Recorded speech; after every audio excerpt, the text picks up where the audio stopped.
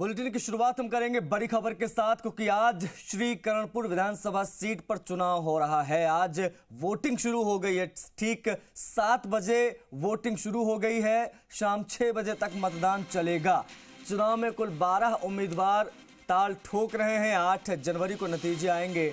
कुल 2,40,826 वोटर्स मतदाता उम्मीदवारों के भविष्य का फैसला आज करेंगे। आपको बता दें कि बीजेपी ने सुरेंद्र पाल सिंह टीटी को चुनावी मैदान में उतारा है।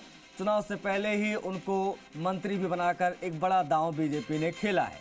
वहीं कांग्रेस ने रुपेंद्र कुन्नर को चुनावी मैदान में उतारा है। गुरमीत सिंह कुन्नर के निधन से स्थगित हुआ था ये मतदान।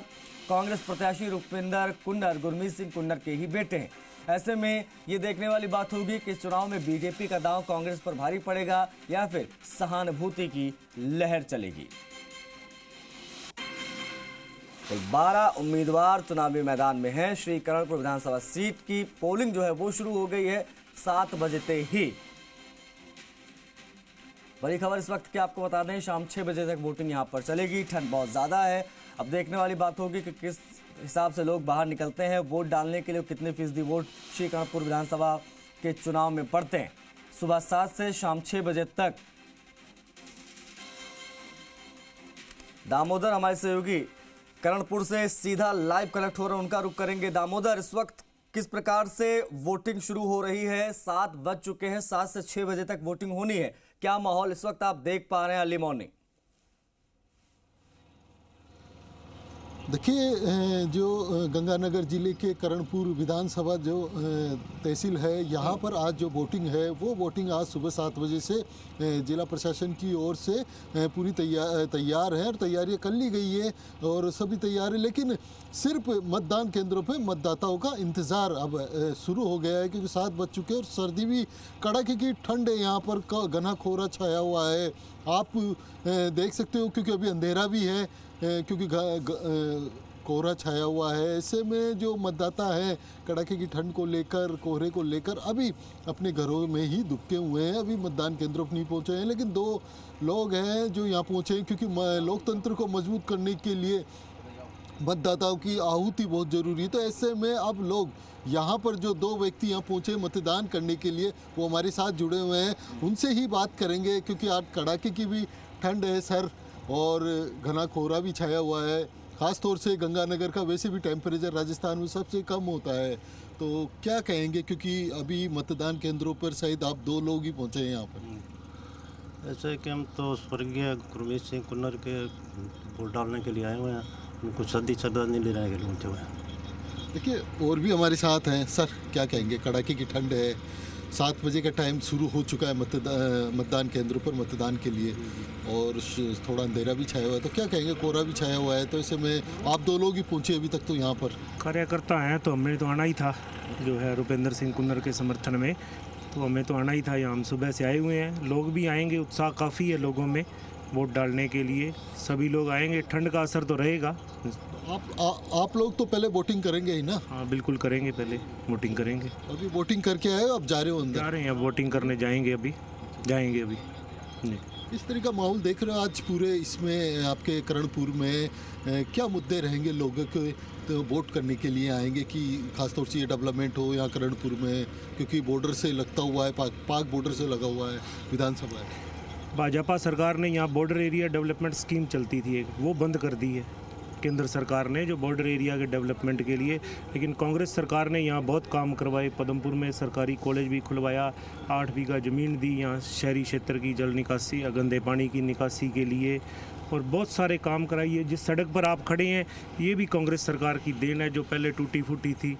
सीसी रोड और इधर लाइटें लगा के ये बनाई गई है, LED लाइटें से बहुत काम करवाए हैं उसका। और कुन्नर साहब जो जिनके निधन हो गया, वो एक ईमानदार छवि के प्रत्याशी, पूरे राजस्थान में अकेले आदमी जो ईमानदार विधायक थे, और उनकी सहानुभूति उनके निधन के बाद उसका लहर से लोग वोट डालेंगे। मतदान केंद्रों पर सुरक्षा व्यवस्था कैसी है सर? आप लोगों ने देखा होगा यहाँ पर सभी मतदान केंद्रों पर किस तरह की व्यवस्था की गई है? अच्छी व्यवस्था सारी जगह।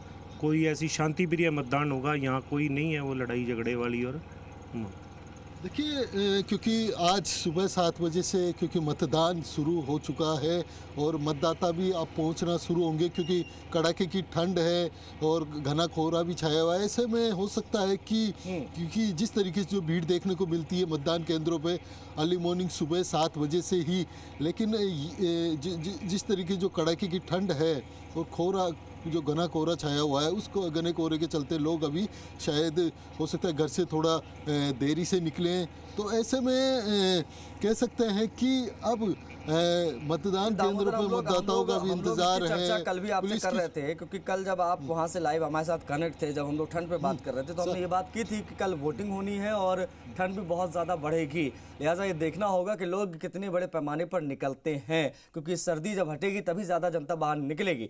अब ऐसे में देखने वाली बात होगी कि किस बड़े पैमाने पर लोग निकलते हैं। लेकिन अगर मतदान केंद्रों की बात मैं अगर आपसे करूं दामोदर, तो कुल कितने मतदान केंद्र बनाए गए हैं, कुल कितने वोटर्स हैं जो आज वोट करेंगे, महिलाएं कितनी हैं, पुरुष कितने हैं, शहरी क्षेत्र में कितने मतदान केंद्र है, ग्रामीण क्षेत्र में कितने मतदान केंद्र है, किस प्रकार की सुरक्षा व्यवस्था है, मैं चाहूंगा इस पर भी आप जानकारी दर्शकों को दे दें। देखिए, क्योंकि 7 बजे से मतदान केंद्रों पर मतदान शुरू हो जाएगा। अभी हम जिस मतदान केंद्र पर खड़े हैं, आप देख सकते हो जो राजकीय उच्च माध्यमिक विद्यालय पदमपुरा है, यहाँ पर जो मतदान है वो शुरू हो चुका है और यहाँ पर करीब 2.5 लाख के करीब पूरी विधानसभा में 2.5 लाख के करीब मतदाता हैं। और इन मतदान केंद्रों पर जो करीब 249 मतदान केंद्र बनाए गए हैं।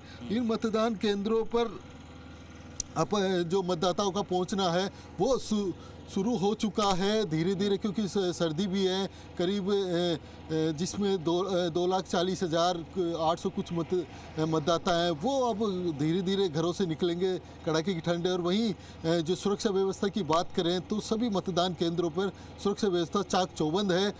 अर्ली मॉर्निंग यानी सुबह 5:30 बजे से जो आरओ हैं, जो रिटर्निंग अधिकारी हैं, वो लगातार सभी मतदान केंद्रों पर व्यवस्थाओं का जायजा भी ले रहे हैं। और साथ ही जो पुलिस के जवान हैं वह भी मतदान केंद्रों पर तैनात हैं। इसके साथ साथ जो करीब 8 या 10 ऐसे जो मतदान केंद्र है जो संवेदनशील है, उनमें वहाँ पर भी कड़ी सुरक्षा चाक चौबंद की गई है। साथ ही क्योंकि पाकिस्तान बॉर्डर से लगता हुआ ये श्री करणपुर तहसील है, क्योंकि यहाँ पर सुरक्षा की बात करें तो और ज़्यादा सुरक्षा इसलिए बढ़ जाती है क्योंकि पाक बॉर्डर से सटा हुआ विधानसभा क्षेत्र है। ऐसे में यहाँ पर जो मतदान केंद्रों पर है वो सुरक्षा व्यवस्था चाक चौबंद की गई है।